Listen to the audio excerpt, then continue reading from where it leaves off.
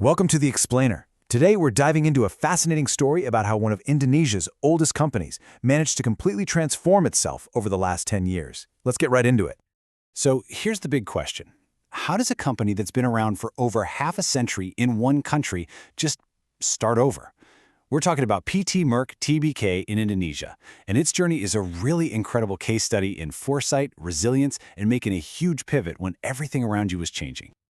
You know, this line right here from their 2015 annual report, it might sound like typical corporate speak, but it really wasn't. This was the starting pistol for a massive change. It was a legacy company basically telling the world, hey, who we were yesterday isn't good enough for tomorrow.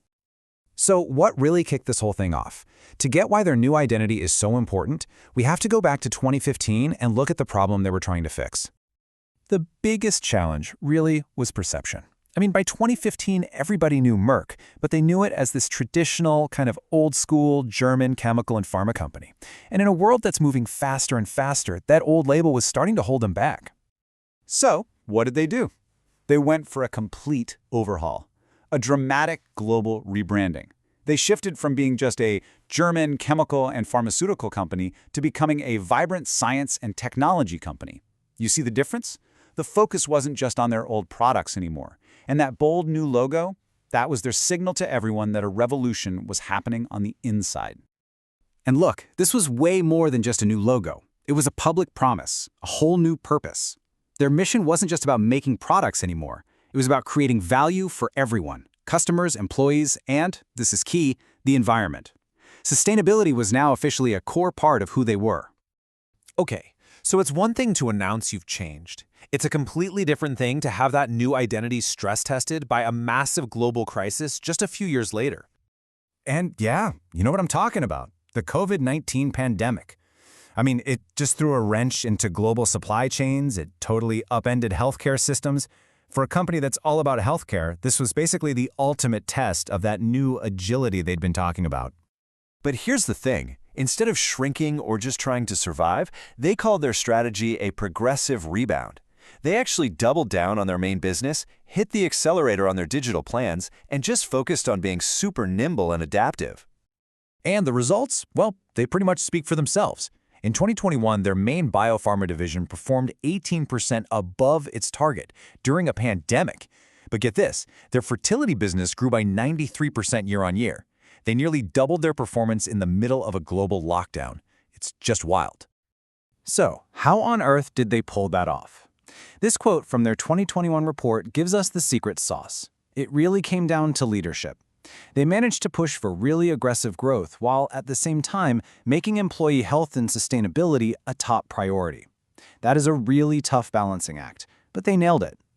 And who were the people actually making this happen on the ground? Well, this chart gives us a peek inside.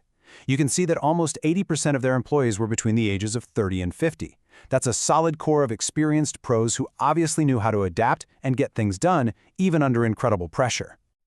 But this whole story isn't just about the financials. Remember that mission statement from 2015?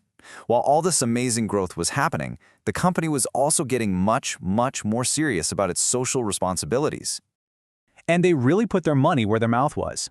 We're talking 1.4 billion rupiah set aside for corporate social responsibility back in 2015.